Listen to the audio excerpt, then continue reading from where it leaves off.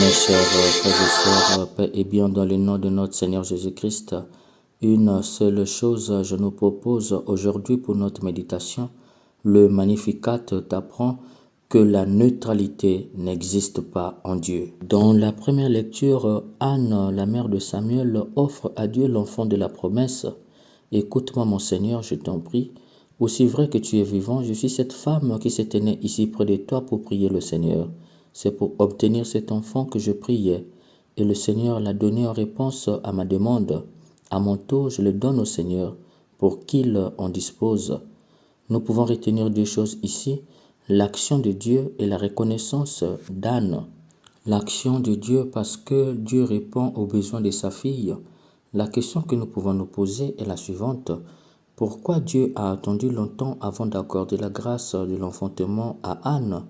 Dieu patiente pour que l'homme mesure la grandeur du don qu'il va lui faire. Anne reconnaît la grandeur du don de Dieu.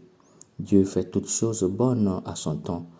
Anne avait fait une promesse, celle de lui donner l'enfant, et elle le fait parce qu'elle a mesuré le don de Dieu en elle. Elle sait qu'elle n'a aménagé aucun effort.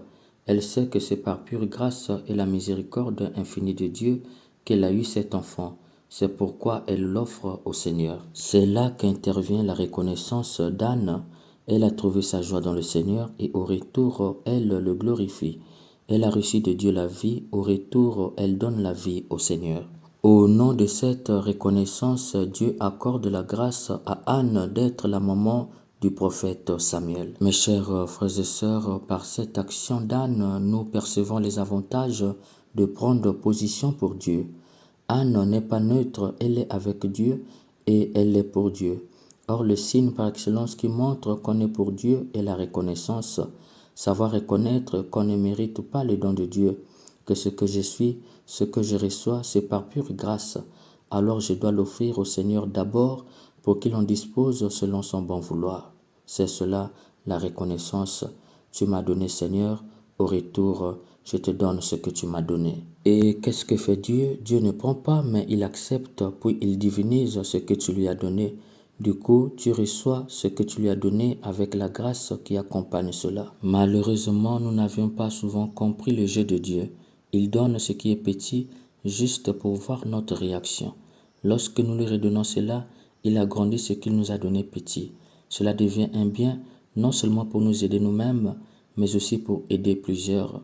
Hélas, dès que nous recevions ce que nous lui avons demandé, nous fouillions. Anne, elle n'avait pas demandé au prêtre, mais elle est venue donner au prêtre ce qu'elle a reçu de Dieu. Et le prêtre devient le témoin de l'action salvifique de Dieu dans la vie de Anne. Voilà, chers frères et sœurs, la grâce de prendre position pour Dieu.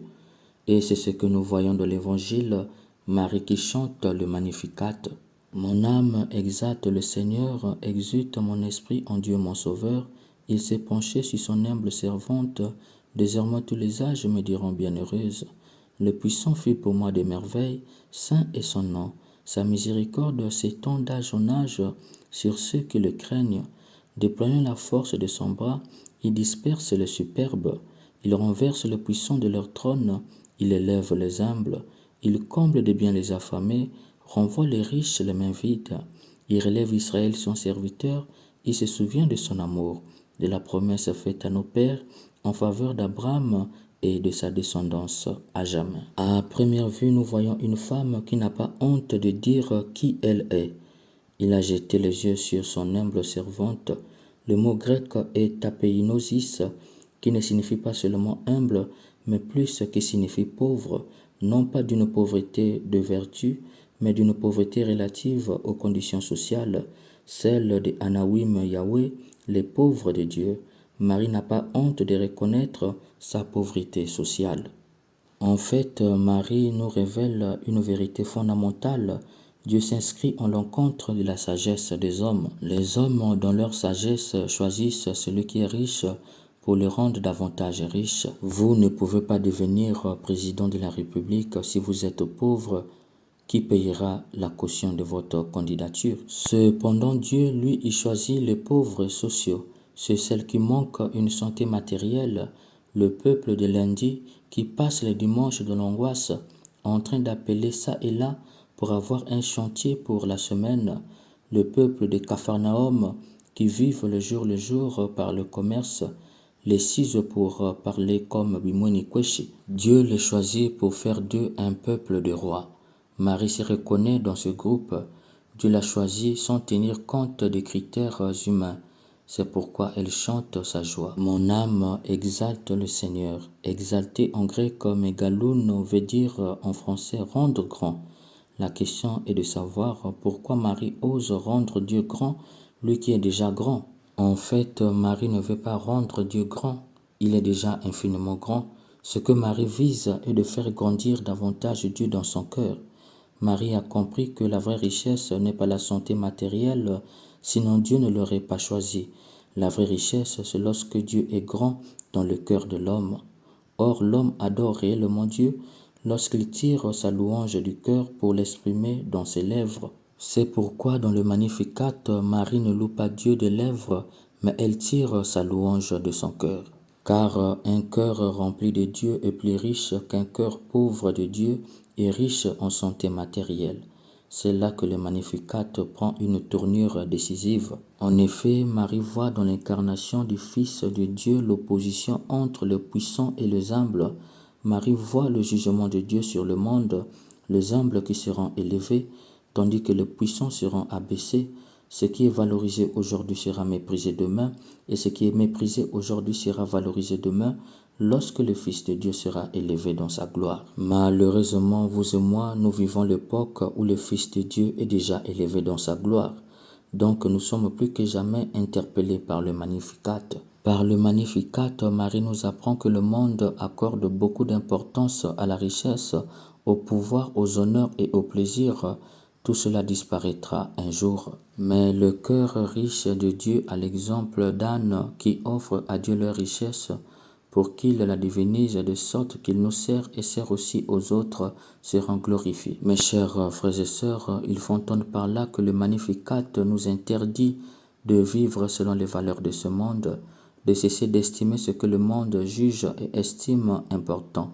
Ce que nous devons estimer en premier, c'est Dieu. Mettre dans nos cœurs la valeur mondaine et l'estimer, c'est chasser Dieu dans nos cœurs, c'est lui dire implicitement, tu n'es pas prioritaire dans nos cœurs. C'est ce qu'on appelle l'orgueil, car c'est une pensée orgueilleuse. Que peut l'homme réellement sans Dieu? Marie dit par son Magnificat, les orgueilleux Dieu les abaissera, les puissants il les renversera de leur trône. De ce fait, par le Magnificat, Marie nous apprend qu'il existe deux camps diamétralement opposés, le peuple de Dieu et les ennemis de Dieu. Du coup, il n'y a pas de neutre, soit on est pour Dieu, soit on est contre Dieu. La naissance de Jésus est l'accomplissement de ce combat de la Genèse au chapitre 3, le verset 15, entre la femme avec sa descendance et Satan avec sa descendance.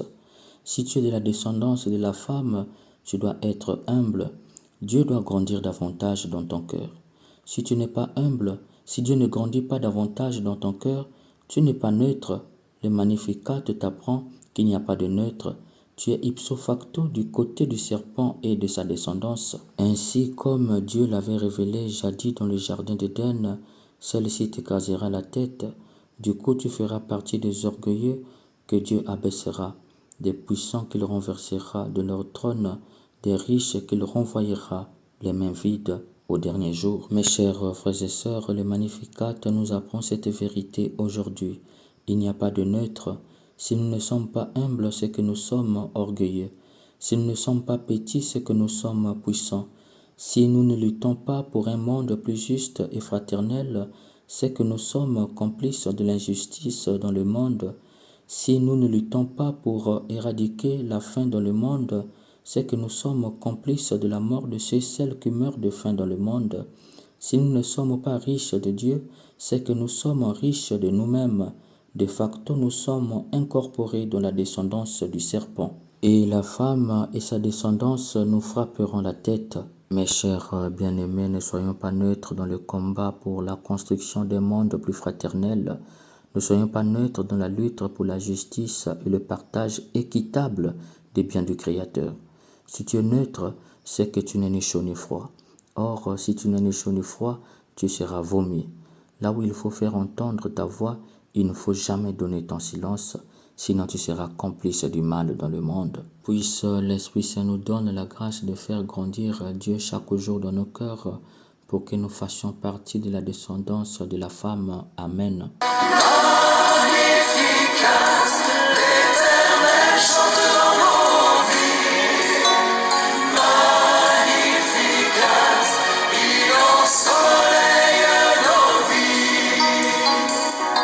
Chanter son nom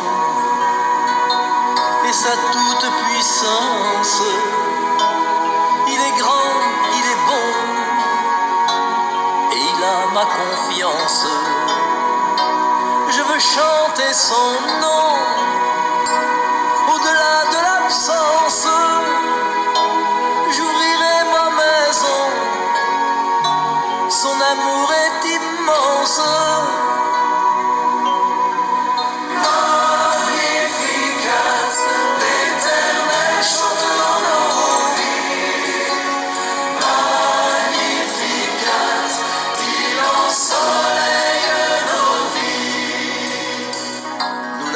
Entendu,